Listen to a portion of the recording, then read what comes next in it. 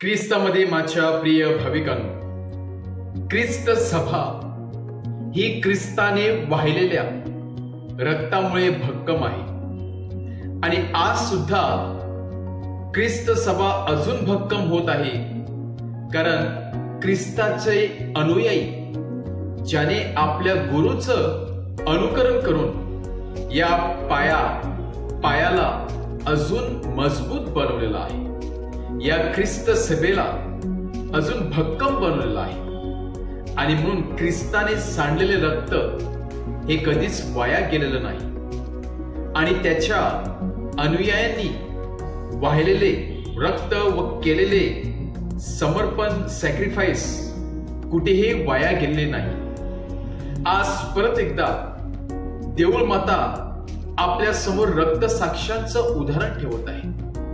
असे रक्त साक्षी की ज्यांना आपल्या जीवनापेक्षा परमेश्वराच्या इच्छेप्रमाणे करणे फार महत्वाचे वाटत होते, ज्यांनी आपल्या जीवाची कधीच पर्वा केली नाही, कारण त्यांच्या समोर ख्रिस्ताचं जिवंत असं उदाहरण होतं. आपल्या गुरुच्या पावलावरती पाऊल ठेवून मार्गक्रमण करण्यामध्ये त्यांना अधिक आनंद वाटत होता. आणि म्हणूनच आज देऊळ माता आपल्या समोर रक्तसाक्षी संत पॉल मिकी व त्याचे अनुयायी म्हणजेच वसेचा सुपुत्र गोन्सालो ग्रासिया या व त्याचा अनुयायांचा सण साजरा करत आहे. होय माझ्या प्रिय भाविकांनो, गोन्सालो ग्रासिया ज्यांना आपण या भारताचे किंवा वसेचे सुपुत्र म्हणून सांगतात, की ज्याने जपान सारख्या देशामध्ये जाऊन आपलं पवित्र रक्त तिथल्या लोकांसाठी व येशू ख्रिस्तासाठी सांडलं आहे. पॉल मिकी व त्यांचे अनुयायी यांच्यासोबत कार्य करत असताना त्याने अनेक लोकांची मने ख्रिस्ताकडे वळवण्याचा प्रयत्न केला. अनेक जपानमधील दुष्ट नेत्यांच्या हृदयाचा मनाचा कायापालट करण्याचा प्रयत्न केला. आपल्या स्वतःच्या वागणुकीने, वेगवेगळ्या समर्पणाद्वारे व प्रीचिंगद्वारे त्याने अनेक लोकांचं लक्ष ख्रिस्ताकडे वळवण्याचा प्रयत्न केला. आणि काही क्षणातच पॉल मिकी व गोन्सालो ग्रासिया हे फार फेमस झाले. इतके फेमस झाले की लोकांचे परिवर्तन होऊ लागले. लोक त्यांच्या त्या शब्दावरती विश्वास ठेवून प्रभू येशू ख्रिस्ताकडे येऊ लागले. आणि मात्र या दुष्ट नेत्यांच्या मनामध्ये त्यांच्याविषयी तिरस्कार निर्माण झाला.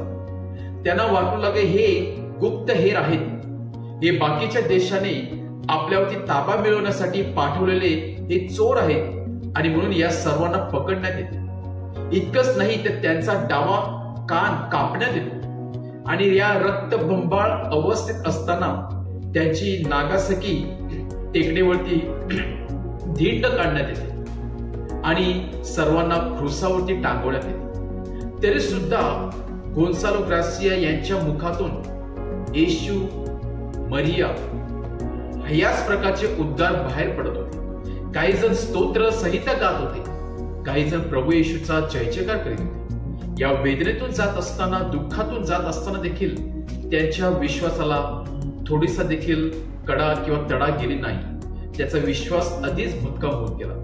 तर संत पॉल मिकीत आपल्या क्रूसावरती टांगलेला असताना म्हणत आहे की मी बाहेरचा व्यक्ती नाही, तर मी जपानचाच व्यक्ती आहे, तुमचाच सुपुत्र आहे. तरी सुद्धा आज क्रूसावरती मरण पावत असताना मी मारेकरांच्या साठी प्रार्थना करत आहे. मी तुमच्यासाठी रक्त सांडत आहे की जेणेकरून तुमचं परिवर्तन व्हावं. आणि गोन्सालो ग्रासियाने फार कमी वयामध्ये जपानमध्ये त्या प्रभू येशूच्या प्रेमाची आणि विश्वासाची ज्योत त्याने तेवत ठेवलेली आहे. आज वसेचा सुपुत्र गोन्सालो ग्रासिया, पॉल मिकी व यांचा अनुयायांची आपण आठवण करीत असताना त्यांनी वाहिलेलं रक्त किती अमूल्य आहे याची आपण आठवण करूया. आणि त्यांनी ज्याप्रमाणे प्रभू येशू ख्रिस्तावरती पूर्ण अंतःकरणाने, मनाने, जीवाने प्रीती केली, तीच प्रीती आपल्या देखील करता यावी. तेच प्रेम आपण देखील करावं व संत गोन्सालो ग्रासिया प्रमाणे प्रभू येशू ख्रिस्ताची एकनिष्ठ राहण्याचा आपण प्रयत्न करावा. म्हणून या संताकडून आपण एक आदर्श घेऊया आणि परमेश्वराकडून विशेष कृपा व शक्ती मागूया. आमेन.